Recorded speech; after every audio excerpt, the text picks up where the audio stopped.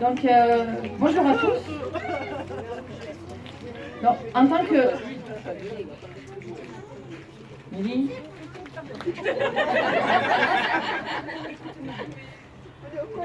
Je recommence. Bonjour à tous. En tant que présidente fondatrice de l'association Chat Libre 12, et en cette belle journée pour inaugurer notre refuge, je me dois de faire un discours. J'en fais rarement, c'est peut-être même le premier.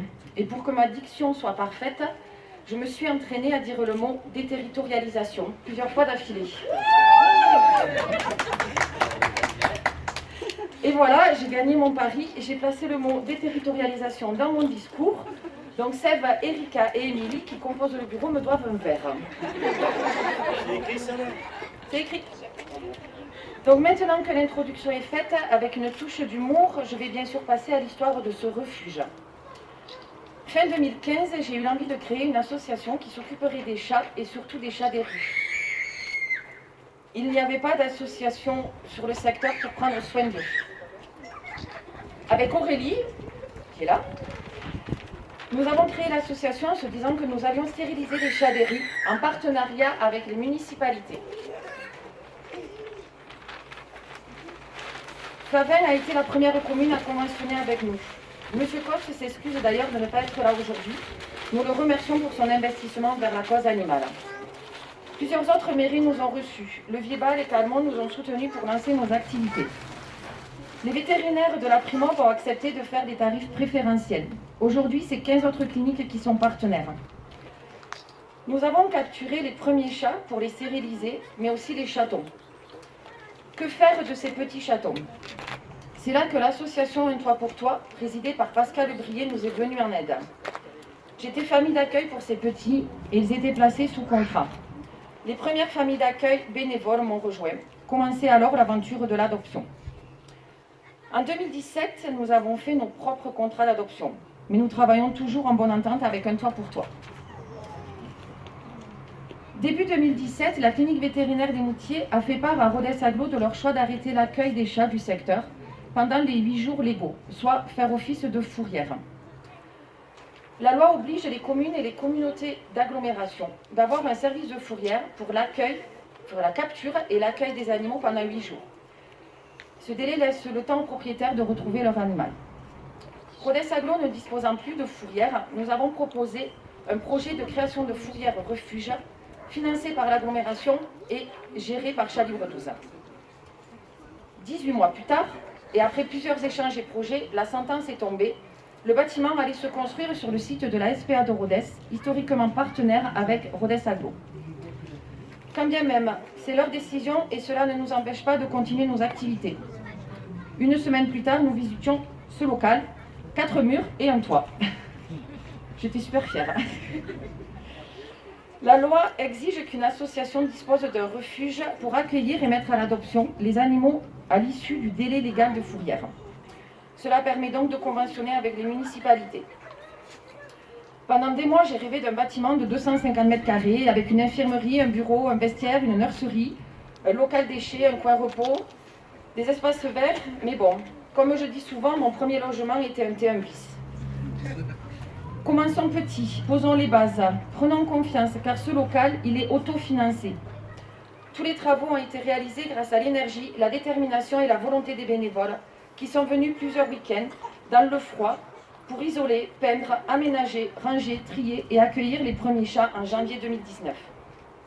C'était le début de l'aventure. Louer un local ne suffit pas. Nous nous sommes rapprochés de la mairie de Luc et de Rodez Aglo pour remplir les nombreux CERFA dont je garde encore un mauvais souvenir. J'en ai d'ailleurs la larme à l'œil. Des pages et des pages à remplir pour avoir le permis de construire, l'accès handicapé, l'ouverture au public, la sécurité incendie, ce qui nous permet aujourd'hui de recevoir et de vous recevoir. Nous avons aussi travaillé avec Julien Chassagne et des services vétérinaires pour avoir les agréments fourrière et refuge. Il a été d'une aide précieuse et nous a vraiment aidé dès le départ à concrétiser ce projet. Il s'excuse de ne pas être là aujourd'hui, il a le rugby.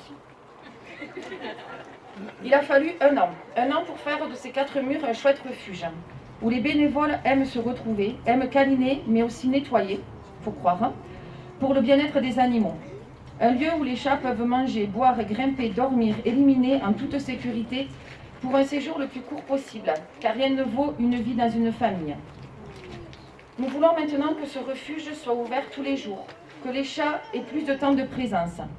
Mais le bénévolat a ses limites. Il est donc important que quelqu'un prenne le relais pour s'occuper des animaux, ouvre au public et assure la gestion administrative. Il nous faut donc conventionner avec des municipalités et obtenir des subventions pour embaucher. Comme je vous l'ai dit, toute municipalité doit pouvoir accueillir les animaux errants pendant 8 jours. En Aveyron, 90% des communes n'ont pas de fourrière ou de convention fourrière. Nous avons fait une nouvelle proposition à Rodez Aglo pour la mise à disposition de notre local et la prise en charge de tous les chats errants et sociables de l'agglomération, en contrepartie d'une subvention. J'espère avoir rendez-vous rapide avec M. Tessèdre pour faire le point sur l'existant, la loi et l'avenir. M. Tessèdre s'excuse de ne pas être là, il est représenté. Et voilà, notre petite association qui a commencé dans ma chambre d'amis et a pris en charge plus de 1000 chats en 3 ans, regroupe une centaine de bénévoles et dispose d'un refuge. Pardon, j'ai bientôt fini, il reste une page, je vais y arriver. C'est pas fini. Nous avons bien trop de volonté et d'énergie pour sauver un maximum de chats. Nous voyons déjà les choses encore plus grandes, mais chaque chose en son temps. Vous qui nous suivez depuis 3 ans, vous savez très bien que nous sommes infatigables, remplis de bonne volonté pour sauver les chats.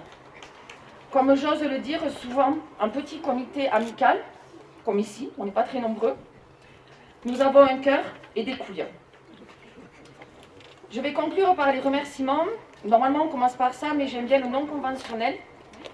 Je vais remercier ceux qui ont cru en ce projet, à commencer par ma famille. Je vais aussi remercier ceux qui n'y ont pas cru, puisqu'ils nous ont permis d'avoir encore plus de volonté à le faire. Merci aux partenaires, je ne les citerai pas tous un par un, car j'ai bien trop peur d'en oublier, surtout qu'ils sont très nombreux. Le principal merci doit revenir aux bénévoles, à ceux qui croient en ma douce folie, à ceux qui partagent cette passion, ceux qui sont là tous les jours auprès et pour nous protéger. Les bénévoles forment une chaîne de solidarité. Et ici, nous ne sommes pas là pour être le maillon le plus fort, le plus brillant ou le plus vu. Nous sommes là pour que chaque maillon soit relié les uns aux autres. Que chaque maillon puisse sa force dans l'ensemble de la chaîne. Que cette chaîne résiste à la pression et aux échecs. Qu'elle reste solide pour continuer à sauver des vies, limiter la prolifération féline, lutter contre la maltraitance et les abandons. Nous ne les sauverons pas tous, nous en sommes conscients, mais continuons d'être soudés, que les faiblesses et les défauts des uns soient les forces et les qualités des autres. Donc vous, mes très chers bénévoles, qui êtes les personnes les plus importantes de cette association, je vous invite à tous venir avec moi pour couper ensemble le ruban qui officialisera l'ouverture de ce refuge. Voilà. Bravo.